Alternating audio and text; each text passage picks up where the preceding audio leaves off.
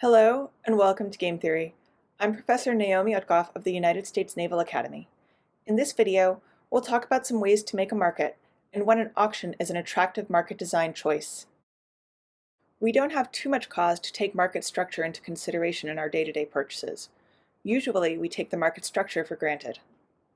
You go to the store, you observe that apples are $1.99 a pound, and you either buy some or you don't. Other shoppers repeat this same process. It would be very unusual, at least in the United States, to try to bargain over the price of apples or any other good at the grocery store. The grocer knows that the market for apples is thick, i.e., there are a lot of possible apple buyers out there.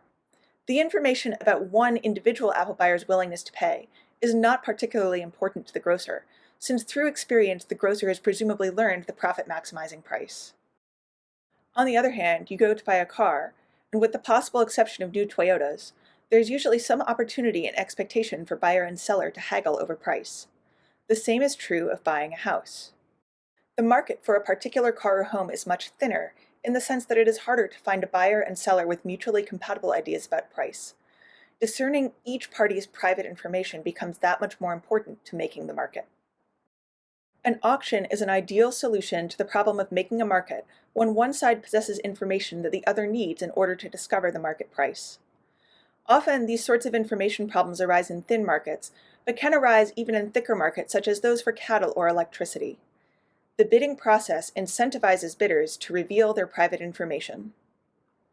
We'll study three auction formats together: the ascending clock auction, the second price sealed bid auction, also known as the Vickrey auction, and the first price sealed bid auction. After you're done watching this video, you should watch the two videos linked in the description box below. The first is an art auction and the second is a cattle auction. The cattle auction video also includes some discussion of the auction and its market-making role in the cattle business. Both of these auctions are English auctions, a close cousin of the ascending clock auction that we will study together. The second price sealed bid auction is the static equivalent of the ascending clock auction. Bidders submit sealed bids, the highest bidder wins, and pays the highest bid, not her own.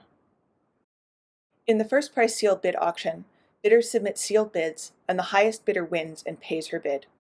One other auction deserves mention here, the all-pay auction.